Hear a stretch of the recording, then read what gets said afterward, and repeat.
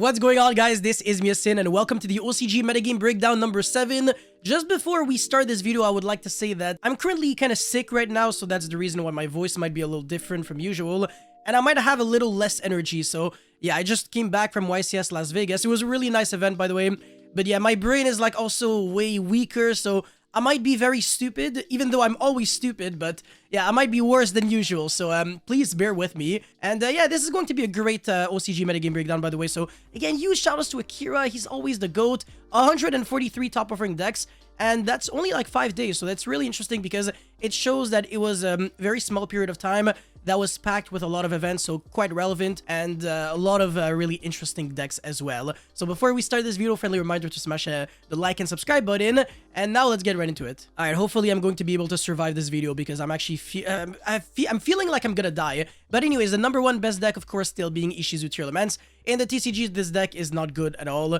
I think literally no Tier Laments was able to top YCS Las Vegas. I could be wrong, but yeah, this deck didn't really do well at all. It's way more nerfed in the TCG than it is in the OCG, because both of us have Kid Kalos banned, but the OCG, they have like Reino Heart to 1, and they still have like 3 Sharon, 2 Havnis, and I believe 3 Mirli. We only have like 1 of each, except that we have 3 Reino Heart, but it doesn't matter because without Kid Kalos, Reino Heart doesn't really do much on its own, so literally nobody cares about that. And with full power, Kashtira still running around, Tier Laments really can't do much going second against Kashtira, unless they're drawing like non-engine cards, like Triple Tactic Talents or Nibiru or Book of Eclipse, etc. Now, the second best deck is Purely, which is actually going to be much better in the TCG. I'm going to be explaining why soon enough. Bistro is a very interesting deck, although I will say this deck is very reminiscent to Based, how it was completely different in the OCG because they were using a bunch of cards that we didn't have whatsoever. So they were playing with like the, what's his name again? Galaxy Tomahawk, because they were summoning like a Tenyi and like a Wandering Griffin Rider. And then they were doing combos that we never saw before. Or they were doing things with like Denglong and stuff like that. We don't have that. And in the OCG, Bestiole, as in like, you know, the Synchron, weird Synchro Turbo build is completely different because they have Chaos Ruler, they still have Sprite Elf, they have a bunch of cards that we do not have. However, I can still say that this deck will still be very good in the TCG when we're going to be getting it. Tri-Brigade, this deck is just not really good overall. It's a very slow deck, it's just like, it's a safe deck to play, but it's pretty garbage, honestly. It doesn't really do much. Very low ceiling level, although you can argue that Sprite Tri-Brigade is still a very respectable deck. And that's actually the main build that is doing well. Scare Claw, not too bad, but pure Tri-Brigade for the love of God. Do not play that garbage deck, it just sucks. So yeah, if anything, maybe this build is the best. Anyways, Kashtira, this deck is nerfed as hell in this OCG format, but for some reason, even with 1 Fenrir, 1 Unicorn, and 1 Field Spell, people still want to be locking out zones. I've seen all the freaking memes on the internet, by the way, it's actually hilarious. Anyways, Adamantipator, this deck has been doing very well in the OCG, that makes sense. Dragonling, this deck will never die. Exorcister, interesting, but it's worse than, actually, yeah, no, it might be the best shifter deck now. Well, Kashtira doesn't really count, but whatever. And also shifters it too, so it doesn't really matter too much. Runic, the main build is Runic Stun, but Skystriker Runic, very interesting. Yo, you must be doing a lot of drawing in that deck. A lot. Double Engage, double Kagari, and then like, I don't know, the Field Spell allowing you to draw like upwards of like 9 cards per turn or something crazy. It's ridiculous. Anyway, Super Heavy Samurai, Branded, okay, interesting. So that's Despia. It's still, I can't believe it still exists in the OCG because they only have 1 Branded Fusion. In the TCG, we have 3. But one thing that I will say again is that Branded Despia is going to be way worse when we're going to be getting Cyberstorm access. Again, I'll be explaining that later on. Anyways, Code Talker, Mathemax, Sprite, Flunderies, Phantom Knights, okay. Adventure Synchro, Virtual World, Blackwing, Chaos, Earth Machine, Evil Eye, okay, wow. Infernoid, Ishizu, Lightsworn, Ishizu, Vernalizer, and Atreya, Magician, Mathmech, Adignister, Mathmech, Scareclaw, Eldritch, Shadal, Sky Striker, what the hell is this? Tenyi Sword Soul, oh, this is much better in the TCG, even though I'm not that much of a fan. And finally, Valiance. Alright, pretty interesting. Anyways, let's get right into Tier Lament. So, these two guys, I don't know if they were in contact, but they kind of had like the exact same build for Tier Laments, minus like a few card difference maybe in the side deck. And they all did like really well, so it might actually speak volume on how this might be the best build for the OCG right now. Although one thing that I will say again is that it's so much different from the TCG that there's pretty much no reason to really take inspiration. Like, not only do they have a completely different card pool, sorry, Sharon is also at 1 in the OCG. I actually said earlier before that it was a 3, sorry, my bad. So yeah, Still, whatever, they still have more cards than us. They have like 1 extra Havanist, 2 extra Merly. They still have 7 Ishizu monsters, we only have 4. And then I think the rest of the main deck is pretty much the same. Oh, actually, they have 2 less copies of Perlarino. But whatever, the fact that there's less Kashtiras also makes this deck like so much better. And I do not believe it loses 2 Artemaxi because it's not a really big combo deck. You know, the majority of the plays, you can actually do them on the opponent's turn if you want to. But if your opponent has like 2 Maxi, so like 1 on their own turn and then one on your turn, you're pretty much screwed actually. But whatever, I mean, it's a cool deck, but nothing too shocking, honestly. Like the Spread Elf doesn't really matter too much, and yeah, whatever. Side deck, more Bestial monsters, actually no in the main deck, and in the side deck, they're pretty good against, well, decent against Bestial, so it makes sense. 1 Meta Noise, which is very interesting because it only really hurts Kashtira, but nobody really plays Kashtira. Well, that's not true because it's also good against other decks, but could also be playing like Crime, which is really good. In case people are playing evenly, but I'm not really seeing a lot of evenlies in the side deck this format. Anyways, purely, this deck, I finally understand a bit more about it. So basically, the concept of the deck is to throw out this card right here, X Purely Noir, and you can also make like big-ass material like Zeus. Like, you can make a 6 material Zeus really quickly. And the X Purely Noir, while it has like 5 or more materials, it is unaffected by your opponent's activated effects, something like that. So it's really annoying to out, like 2800 defense. And it has a quick effect that allows you to like detach 2 materials to like, I think, Phoenix Wind Blast a card on the field or something like that.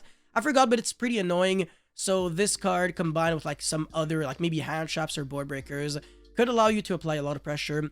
And then you eventually win the game with like Zeus or something. So it's somewhat reminiscent to Zodiac because you only really need 1 card to play. Every single card in the archetype basically is a 1-card starter. And then you can play a lot of non-engine cards like Ash, Maxi, DD Crow, Dark Ruler, Dimension Fisher. This deck does not care at all about the graveyard. Every card could get banished, it doesn't matter. So, you know, Exorcister doesn't really have a good matchup against this deck whatsoever. Kashtira neither. So this deck could even play Shifter if it really wants to. And it, like I said, it's very consistent. It can play going second because it can clear the board with Zeus, and you can chain the effect again and again and again. So it's really nice. And in the side deck, there's Vanity's Fiend right here because you don't really need your normal summon too much. Every single quick play spell can actually special summon the level 1 monsters. And because of that, Vanity's Fiend is really good. If people are citing Xyz on core to out your Xyz, and you actually end up summoning like no Xyz, then they cited in a card for nothing because, you know, they won't be able to use it, but then they have to deal with Vanity's Fiend. So they need like 2 side deck cards, well, rather maybe like 2 powerful blowouts in order to beat you because the, you know, I guess they can, nah, they can't. Well, the Sphere Mode would work if you have 3 monsters. You can't Lava Golem under Vanity's Fiend, so that's what I was gonna say. But yeah, like, you can either play Vanity's Fiend or Majesty's Fiend or Spell Canceller or Jinzo, whatever takes up like your normal summon that is really high impact and that is really good against your opponent. So another reason why I said that Despia is going to be like way less good moving forward is because this deck, being able to summon Vanity's Fiend is a huge problem for Despia. I do not believe they have any main deck outs to Vanity's Fiend whatsoever. So that's actually really, really annoying for them. And yeah, like, if they're only really using engine cards, they're only losing to your engine, so that's another problem. This deck is just going to get worse and worse and worse over time. And actual Ishizu monsters in this deck makes sense because every single one of the quick plays actually makes you discard a card, if I recall correctly. So it's really cool to discard a card that actually has value. You could also maybe tack in like Bigfoot or something like that. Something that also has like other form of utility when it's getting discarded. Maybe Danger Thunderbird, I don't even know. I'm just like saying random stuff at this point. Anyways, Nibiru, Droll, whatever. Again, this deck is basically Zodiac 2.0.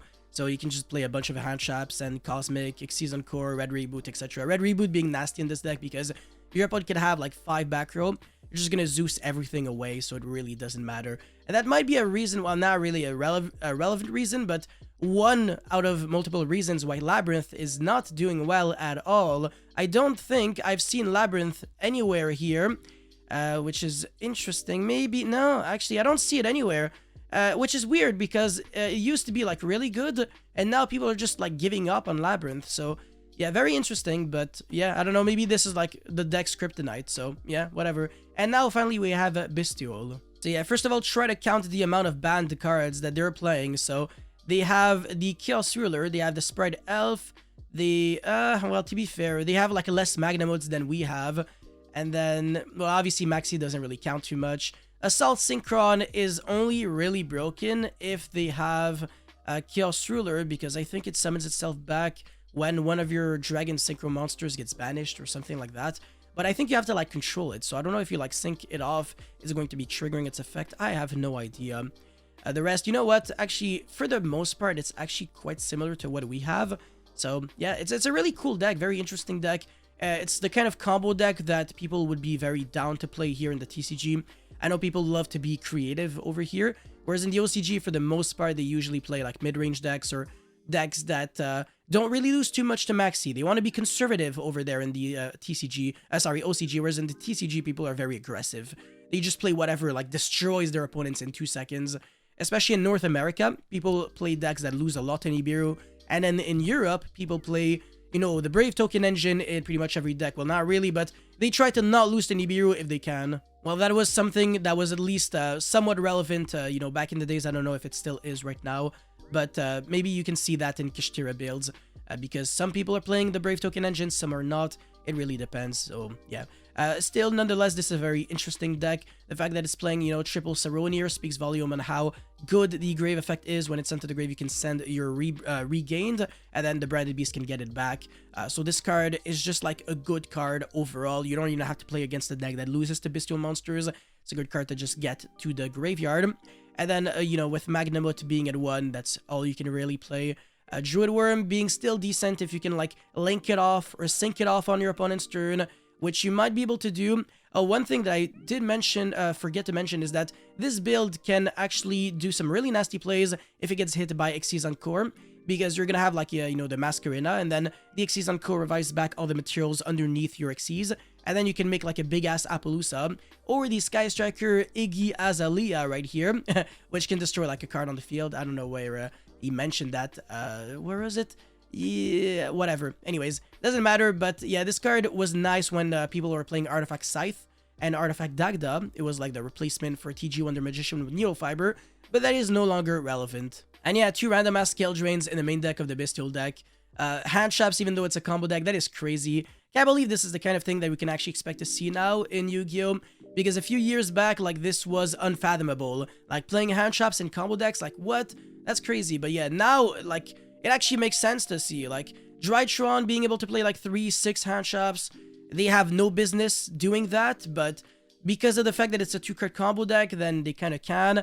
Laments being a pretty aggressive combo deck that can play, like, 15, if not more, hand traps, because their engine cards are hand traps is ridiculous, but they can't play like 3 Ash, 3 Imperm, 3 Veiler, 3 of, you know, these kind of cards.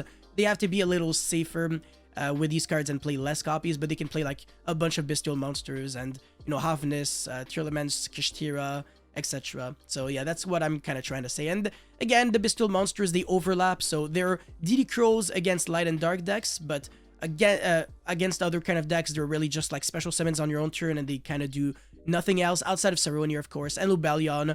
Saronir also being able to send the Lubellion, which is a important piece of the combo, because it's a level 8, so you're going to be using any of your level 2 tuners, and you have a bunch of them, and then you can make the Chaos Angel or Baron.